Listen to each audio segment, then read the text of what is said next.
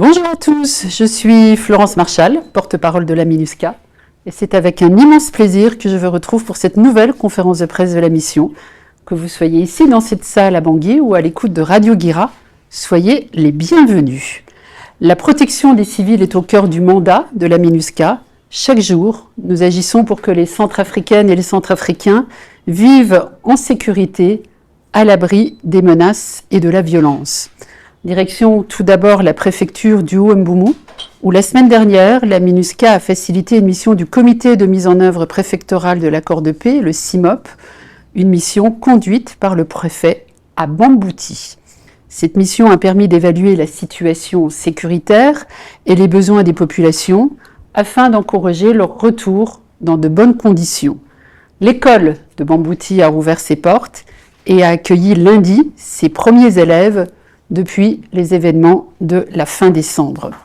Cette semaine, la MINUSCA appuie une autre mission de terrain du CIMOP du Haut-Mboummou, cette fois-ci à Zemio. La question de l'organisation des élections partielles du 26 avril prochain y sera notamment abordée.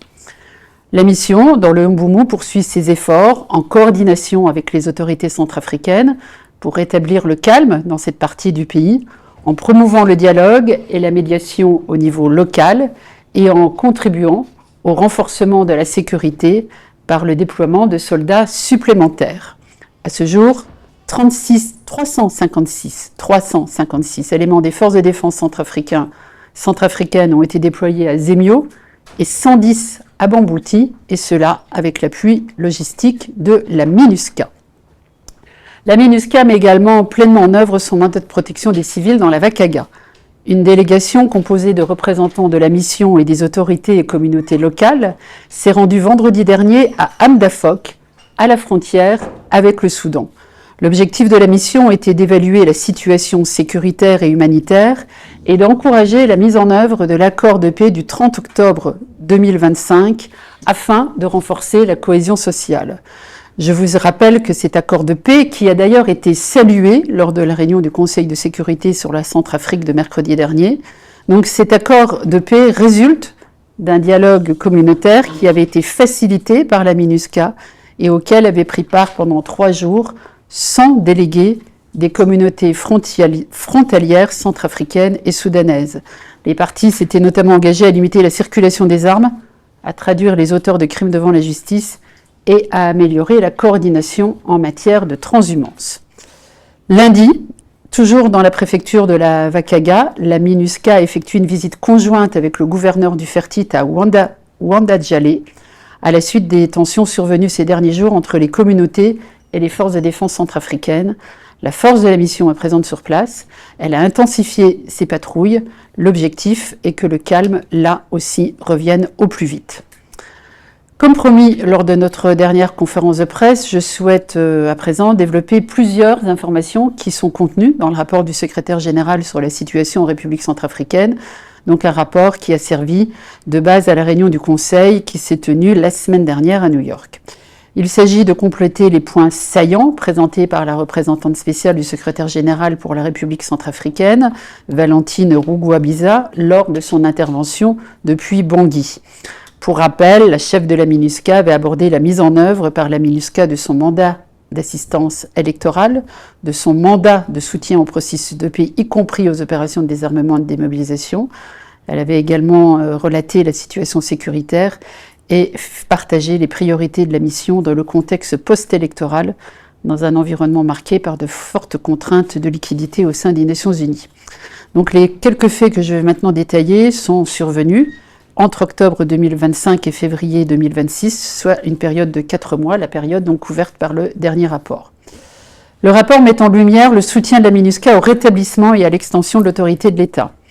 À ce jour, la totalité des 20 préfectures et la grande majorité des sous-préfectures, 82 au total, sont pleinement opérationnelles.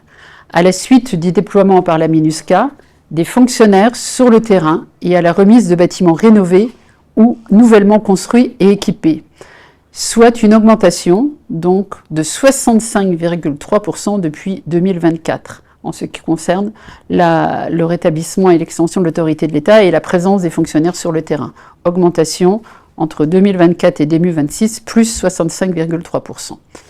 La MINUSCA a également déployé des magistrats nouvellement nommés, ce qui a permis de rendre opérationnels 14 nouveaux tribunaux de grande instance et renforcer le fonctionnement de 30 tribunaux existants, avec pour conséquence un accès géographique à la justice renforcé pour les Centrafricaines et les Centrafricains, et ceci sur l'ensemble du territoire.